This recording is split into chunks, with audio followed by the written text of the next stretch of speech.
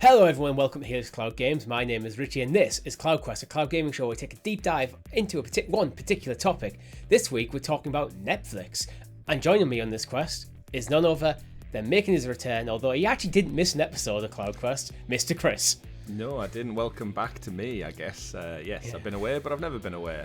Let's talk games. Yeah, but before we get into it, make sure you subscribe to the channel if you haven't already, and hit that bell icon for you so you know when all of our great shows drop, such as the Sounds of Stadia podcast. Every single Monday we break down the Stadia news in the clouds, our new show Talking the PS, where we break down all the PlayStation news, our live streams, which most recently we got a double bill of live streams this week, Saints Row and Gamescom Opening Night Live, and everything else we put on the channel.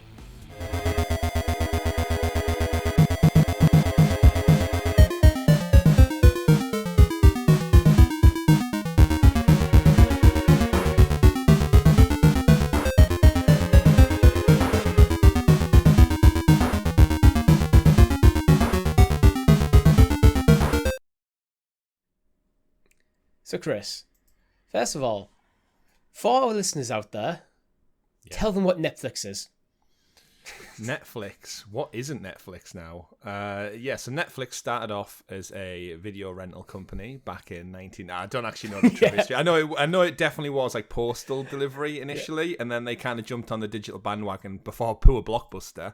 Think this Netflix could have been called Blockbuster if they'd just got their act together faster. I'm going to sit down and Blockbuster and chill tonight. It could have been a thing. It was. They embraced... Well, not in that way, but it's like that's what people used to do. Yeah. Looking around Blockbuster was definitely it's one of them free things you could do as a kid, just to like wander around the shops on like a Friday evening, afternoon with your mates and pick out. Definitely just hung out on Blockbuster in the past. Definitely, and then they did video games as well. Yeah.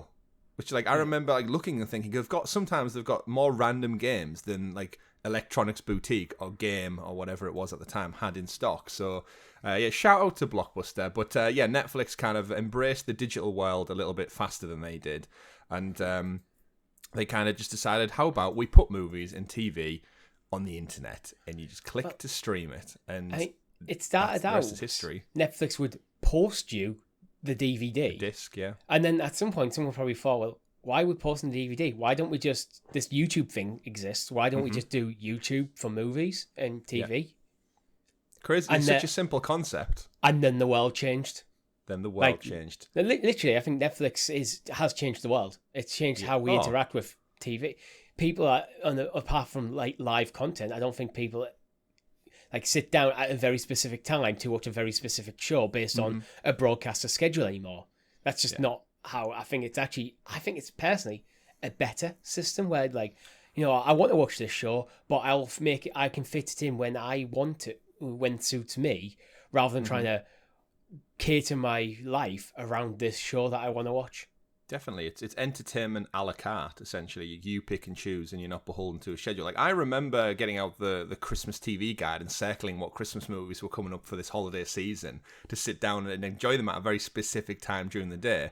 But we don't need to do that. And I think actually this very week, Richie, there was an article that went up online saying that streaming has actually finally tipped the needle and outweighed traditional broadcasting in the United States. So it's for the first just time happened. Ever. I just assumed that happened years ago. Oh, there's a lot of people, Richie, still love their cable boxes and TVs out there in the world. You got to think of all the oldies who aren't embracing the tech and streaming, and they have to sit and watch their soaps at a very specific time every midday of the week. I must admit, I think I've already told this show. I think I've told this story recently on one of our shows where, although my dad's not a technophobe, he only really got rid of his Virgin Media box. It's like cable box. Well, I have cable satellite. I don't know which one. Basically, same thing. When I give him a Chromecast, I had I think it's when I got Stadia. I got a Chromecast Ultra with it, so I had a spare Gen. It's not. I think it's mine was a Gen 2 Chromecast. I think it was. But it's quite an old Chromecast. I'd had it for a long time. Loved that thing. It was fantastic. And I give it to him right, I don't need this. You can have it. I showed him how to use it. It's this is better. Yeah, it really is. My parents, similar story. They had a second cable box up in the TV room. They paid £5 extra a month for it for when it was one of my siblings' bedrooms. And they moved out 5 years ago, but the box remained as part of if we have anyone stays over, it's upstairs.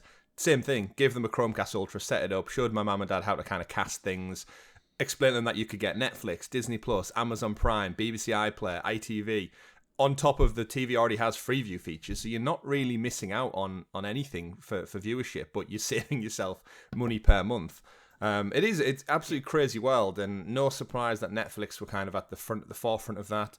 I think over here in the UK, Love Film was the only competitor, and I believe Amazon bought them out, and that's what kind of turned into Amazon Prime TV in the UK. I'm not sure what it was like stateside.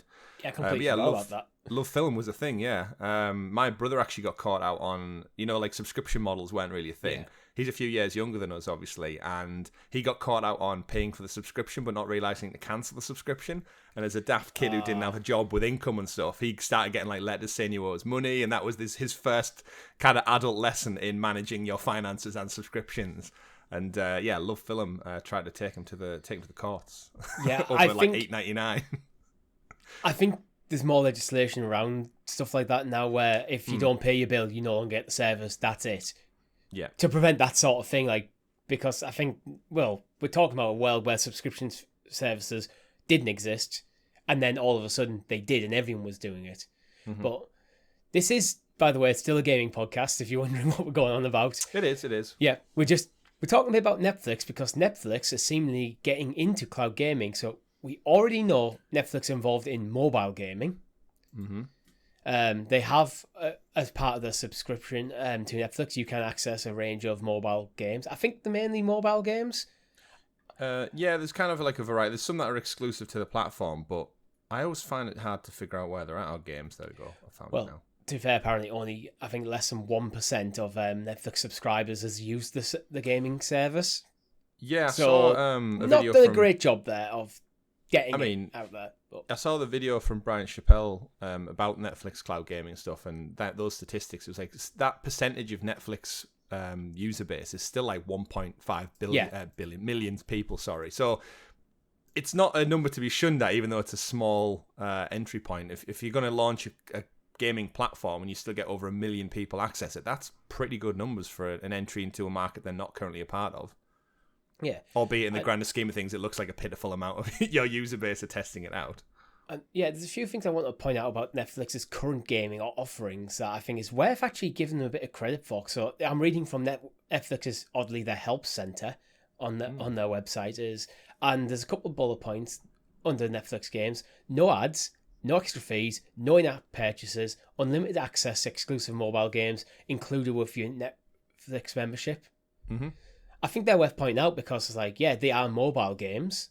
Yeah. But you don't have all the gotcha mechanics, loot boxes, all the kind of how can we game people out of their money sort of things that a lot of people do associate. I know I do.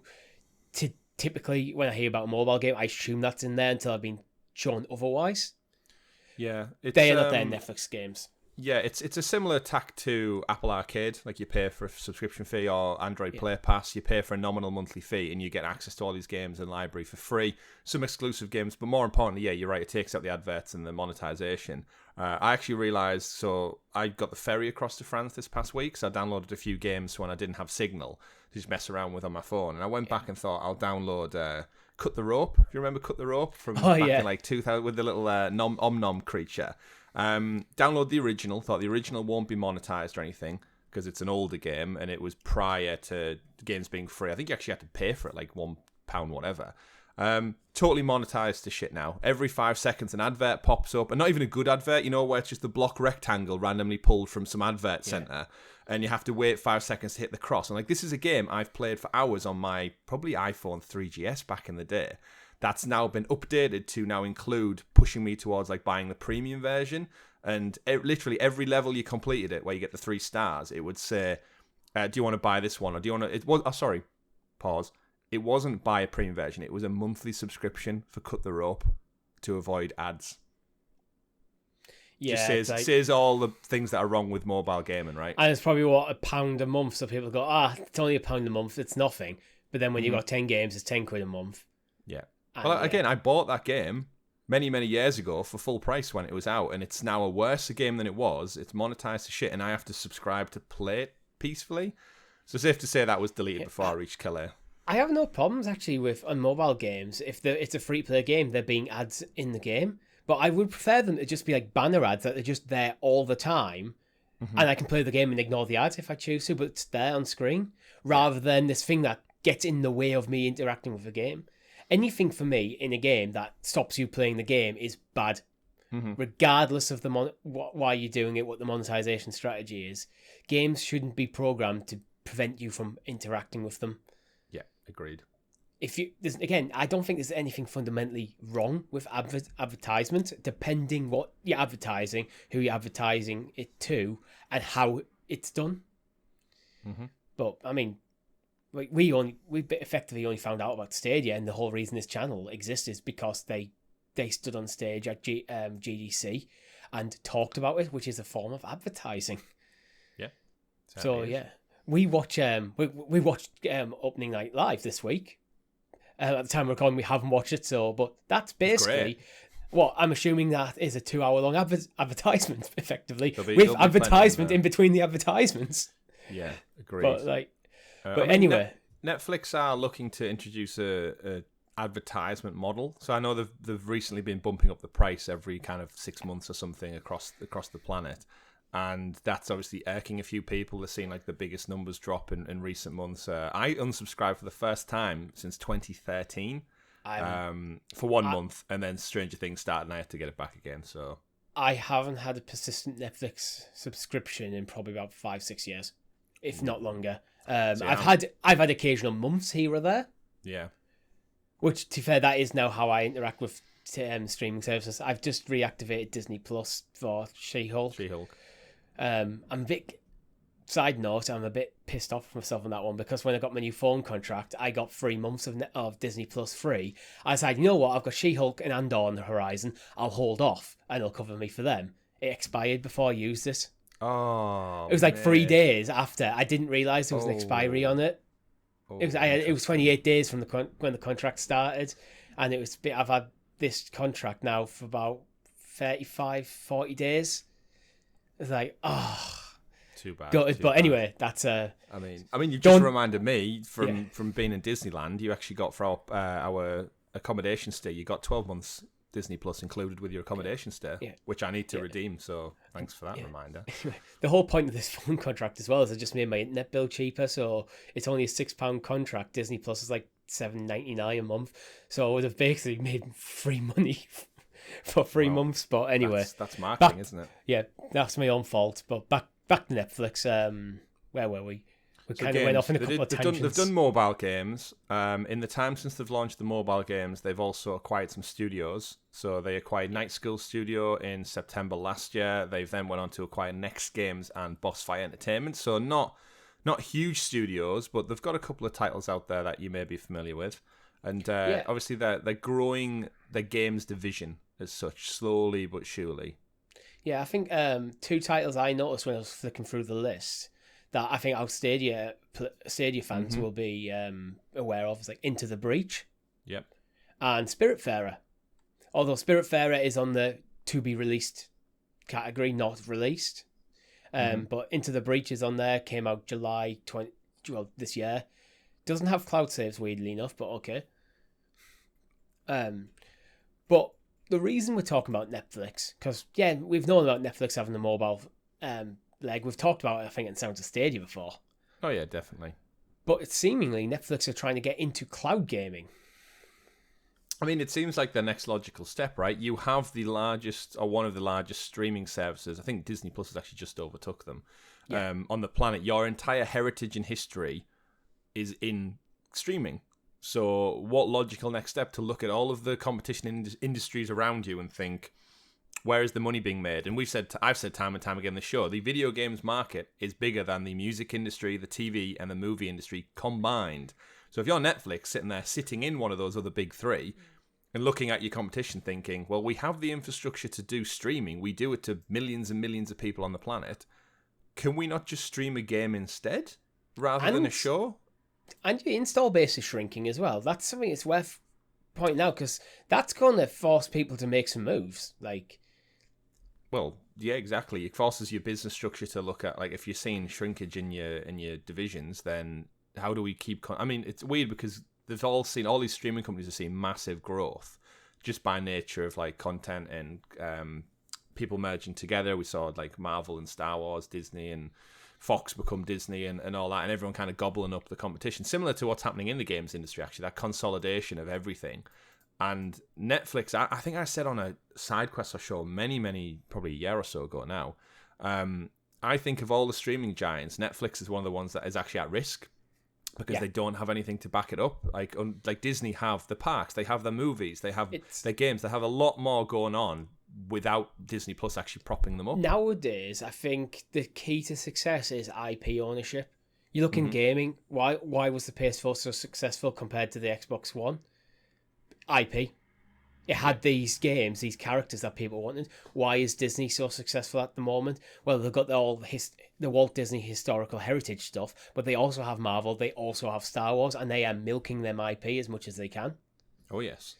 But, whereas, again, they have Disney to back them up. Amazon Prime, we know they've got the Lord of the Rings stuff coming up. But, again, if the TV or the games division stuff isn't making as much money, they still have Amazon to fall back on, like the logistic company, Amazon Delivery and stuff, which makes them billions a year. So all these companies seem to have stuff propping them up, and Netflix is purely reliant on streaming. And I can understand why they would want to branch out into gaming to try and just create new revenue streams. And why not tap into one of the biggest revenue stream on the planet by leaning into gaming a bit more?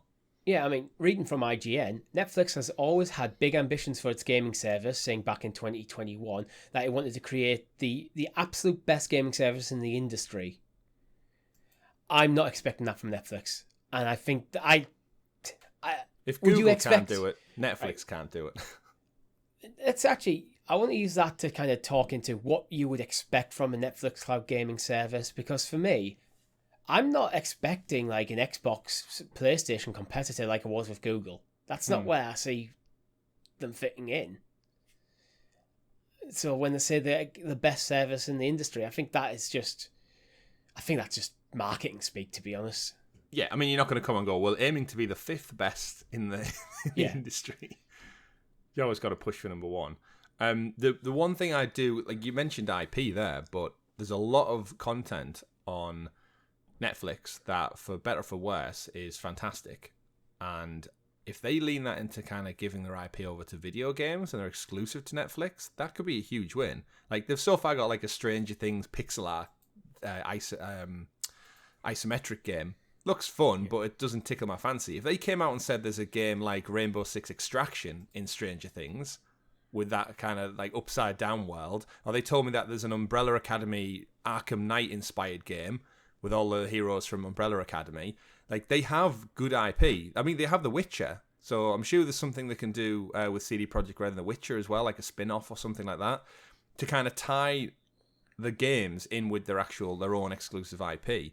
And we seen last year when The Witcher Season 2 launched, the sales of The Witcher 3 video game increased like 1,000%. So there's definitely some cross-pollination for sales that benefits both parties there. So they could lean into that, but I have a feeling as they start off, they're going to follow a similar trend of picking up indie titles and mobile ports, because the reality is it's the easiest thing to do. I don't think the 3 studios they've acquired are at a AAA quality where they're going to be popping out like Uncharted and Last of Us anytime soon. So it's going to be a slow burn, as with everything in the cloud gaming world, and it's still kind of anyone's game. Everyone's trying to gobble up pieces of the pie right now, and I think there's plenty of pie left for anyone and everyone to have. And similar to the TV streaming, everyone wants some of it. In the next 5 years, I think we'll see another 3 or 4 companies take on cloud gaming. Yeah, we've already seen others pop up, which we will talk about one day, like things like Boosteroid, Utomics, and Black Nut, and things like that. Where I see Netflix cloud gaming service going is the exact same direction the mobile game service is going, but without the downloads. Because if you think about the whole point, I can see it now. Like, it ain't focused on the casuals, those who just watch Netflix. That's what they do. Imagine, let's say you've watched the most recent series of Stranger Things, and then instead of just it taking you back to the home screen, goes, "Oh, do you want to play this game?" That's where I think you get people, so these smaller titles. But if you're then doing it through the cloud, one, you can start doing it on the TV rather than just on the phone, and two, you don't have to download, so it's getting rid of that barrier of entry. And I don't think casual people care whether games streamed or downloaded. I think they probably prefer streamed because then they're not taking up space on their phone where they've got videos and pictures of their loved ones and stuff like that. Like, well, this is where Netflix kind of existing user base comes into it. You've got millions and millions of people who are used to just clicking play and it streams. So when they go to the video game section and click play and the game just streams, that's kind of very fitting of what they're familiar with. Like, to somebody maybe who's not into gaming, do they know downloads and updates and patch fixes are a thing? Or do they think, oh, back in the day, you just put the disc in and the game played? On Netflix, you just click play and the game plays. Like, I don't think they would actually really have that. Like, again, I'm trying to not discredit to people like filthy casuals out there. But you know what I mean? Like, if you're like my mum, if she sat there and she was on Netflix, she doesn't game at all, other than like probably Bubble Bobble on her phone or something like that. If she was to see a gaming thing and thought, oh, I remember, I don't know, Crash Bandicoot from when my son used to play it, I'll boot that up and it just streams Crash Bandicoot. She's not going to know, being on the wiser, that it was a 50 gig download that should have happened and there was a day one patch and where are the save files kept. Just, that's not in her kind of remit. So again, cloud gaming, we've said it time and time again, as the newer generation comes through and kids today are familiar with it, there's that gap of like, I think it's very much that millennial generation. We know about it because we grew up with it, but you've got each side of that spectrum, the newer ones who are used to it and the older ones who don't really care for how it works. There's massive masses of, well, millions and billions of people there who could get into streaming if it's just marketed at them right. Yeah, I can almost see like a kind of 4-phase plan for Netflix emerging with this. Like, phase 1, get mobile gaming on the platform. Mm-hmm. Phase 2, replace the mobile gaming with cloud gaming, but still focused on mobile games. Phase 3, start expanding the offering into maybe your kind of your AA, slightly bigger titles. Phase 4, go to AAA, turn to AAA. Like, I forgot about The Witcher. The Witcher could be one of them and goes, you know what, we're ready. We're ready to start. Okay, we've got cloud gaming infrastructures in place. Mm-hmm. With that 1% is now 5%. Let's go big. Let's make some waves. Let's make some noise. Let's get the entire Witcher franchise games on Netflix, free, no extra cost. All you need to do is either you can play on your phone, or you can just use any controller using like a paired function through your phone to your TV, like we can with bridge mode and on Stadia. Yeah. And then just go. You can now play The Witcher. Have fun. That would be the one drop that I could see them going. He's the credibility, and also because they'll have that relationship with CD Projekt Red through the Witcher like IP. Although I think they might not be working directly side by side, but I'd be surprised if Netflix don't have a contact. Maybe Cyberpunk comes as well. Yeah, there's an interesting thing, isn't it, when the episode ends and it says next episode. If on the left side it just said that was play where game. I was thinking. It's like when I was talking about Stranger Things, instead of next episodes, play this game. Yeah, that could definitely work. One stumbling block I think Netflix will have is the same problem Google have came across, and that is cost. Netflix are notorious for throwing money at any kind of new idea for a show if they can make it exclusive and big. Like 100 million, 200 million, and they cancel shows very, very quickly. And that's kind of one of the criticisms they've came in for, is that they cancel things after one season. Video game development, very, very different to that. You need to lock in and commit, as we know from Google, that they weren't willing to do that by shuttering their own studios. If Netflix are going to commit to this, I can't see it being on a AAA level anytime soon, because I know they say in the IGN article, fully expect AAA titles. I mean, if you're already getting stick from your board members for spending 200, 300 million on something that maybe season 1 of the show hasn't landed, let's cancel it. Dropping 300 million on a AAA game and it's taking 4 to 5 years to potentially put out, I can't see the Netflix board members who are used to TV shows being turned around quite quick buying into that model, like as much as the Google board clearly didn't either. Well, this is why I kind of, in the kind of 4-phase plan that I kind of outlined, was AAA's only came in at the end of phase 4 because I think, they're expensive to get over. Mm-hmm. But if you start with the casual people, start with the mobile gamers, you grow them numbers, it kind of more naturally grows the service rather than going where Google didn't have a foundation of like the streaming TV and movie service they had YouTube to build on. So they had to go all in day one. Netflix don't necessarily have to do that. They don't have to be competing with like PlayStation, with Nintendo, with Sony, with Microsoft, with Amazon Luna, with Google Stadia. Day one, they don't need to. They can think of that maybe in 10 years. They can go in 10 years' time. We want to be in the conversation with them. But for the next 5 years, we're going to focus on just the casual people, just the audience we have, turn the audience we have at Netflix into gamers by offering games that they can just play without having to mess on going to the store, buying a game, or buying an expensive box to put on the TV. It's just there. It's in your subscription. So do you think you don't think this is additional to the regular Netflix subscription? You think this is just an addition built in? For now, I think when they get closer, maybe bring more AAA games over, you might see a premium version. Because we know Netflix already has a couple of tiers. Yeah. So maybe it's like the AAA games only come in the top tier.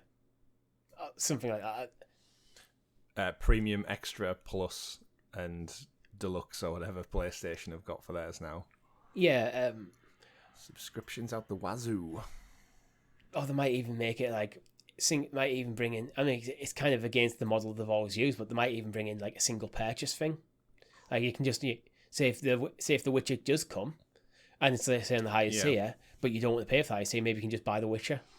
Yeah. Another thing Netflix has always had is they've not had dedicated hardware. Like they are, like I know Google has the Chromecast, Amazon has the Fire Stick, Xbox are working on a TV stick, Project Keystone, and obviously the Xbox has always been under people's TVs. Netflix has always just been an app. It's never had a Netflix stick. It's never had one. It's always just utilized the ecosystems that already exist out there. So I'm guessing Netflix. I mean, am I right in thinking the reason Netflix wasn't on isn't on the Nintendo Switch is because Netflix are kind of at that point now where they're on absolutely everything and anything. They don't need to bother. Yeah, they don't need to bother. They'll have the numbers. They'll have the numbers, and it's probably a very low amount of people like watching Netflix on the Switch. Yeah, because obviously there's a point when that pivots where Netflix have to go out to all these manufacturers and say, "Can we put our software on your TVs, on your sticks, on your Roku boxes?" Yes.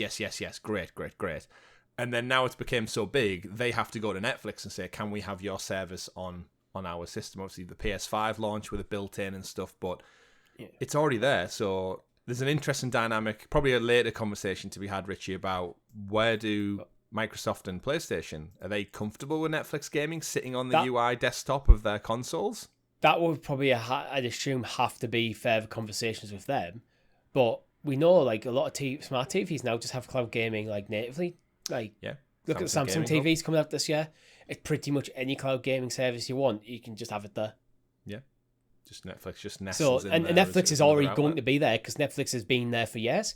So do Samsung, Sony as in the TV manufacturer, Sony not the console manufacturer part, do they care if Netflix is offering games on that service? It's still, if anything, it's another thing they can use to market the TVs. Okay, so to round out Richie then, in 5 years' time, when Netflix gaming is properly taken off, or they've done, we can we have a good picture of what their plan is. Do you think they'll do a better job at it than Google Stadia? I don't know. I think if they kind of follow the kind of plan I've outlined and how I think that if I was them, this is how I would grow it, then I think yes. They won't, because you're targeting a different audience, where Google kind of came out and pretty much put the flag down when we're targeting the hardcore gamers. We're going for AAAs. That's what Google kind of did. That was their GDC presentation. They were focusing on things like they were focusing on things like Assassin's Creed Odyssey. What was it? Doom. Doom Eternal was meant to be a release game. They had Cyberpunk in the works. That was the promise that they sold. Where Netflix gaming is coming from, with what they've got right now, the games are the casual games aimed at a casual audience, based on largely based on Netflix's own IPs, with some other stuff thrown in the mix. So I'm sure they'll have Ubisoft games before long. Oh yeah. I mean, Ubisoft's going to be everywhere. Ubisoft sleeps around. But yeah, I think they can. I think they can do a better job by not necessarily what they're offering, but by setting the expectations right. Learn from others' mistakes as well. They've got that opportunity to look at what Luna's doing, look at what Google's done, look at Microsoft Cloud Gaming and go, we could do things a little bit differently. Again, they have the bedrock of Netflix as a current service with a huge install base already to build on. Google didn't have that at all. They had nothing. So they had to basically sell their product based on the strength of the hardware and what games they were promising that came. Yeah. And what's shot them Google in the foot largely is that, well, yeah, they had a bit of a rocky launch, but then the IP didn't come. Because if like by the end of year one, every AAA game that was coming out, AAA third party was coming to Stadia, like day and date, the gaming industry's perception of Stadia would be completely different. The rocky launch would have been long forgotten. Yeah, I do think if we're sat here and we're talking like this year's games and we played Extraction, we played Tiny Tina's Wonderlands, we played Lego Star Wars, we played Grid Legends. Things like Callisto Protocol to look forward to that we knew it was coming. Madden. Everything from THQ that was announced the other week, we knew for certain they were all coming. Yeah, it would be a different. It would be a different world we live in. Obviously, Netflix, I don't think you get anywhere near that level of AAA anytime soon. But again, cloud gaming in its infancy, and there's another big player wanting to get in on it. So again, competition's healthy. It's great for consumers, and hell, if you have a Netflix subscription and you're getting games included, win-win. You've got more content to consume. Yeah, I mean, I fully expect this one just to be a slow burn, but I think they can take the time if they're patient and they're smart about it and they don't panic. Which sometimes when your shares are dropping and you lose news of it, you're spending millions. you can panic a bit. I think then if they do this right, they understand that they're probably going to take losses for a long time, but that might put them in a better position in 10 years' time. Agreed. But that's all we have time for this week. If you've liked the show, make sure you hit that like button and consider becoming a member for as little as 99 pence, where you can get early access to this show and talk in the PS. If you've got an idea for a topic you want us to discuss, let us know in the comments or in our Discord server. Links are in the description for you. Thank you very much for watching. My name's been Richie. Good-dung. I've been Chris. That was the Netflix noise I did for everyone there. The one that scares the shit out of you when it turns on and it goes ba-dum. Again, I don't use Netflix a lot, so I wonder what the hell you're doing. I was just doing a random sound effect then. My name's been Chris. Quest completed.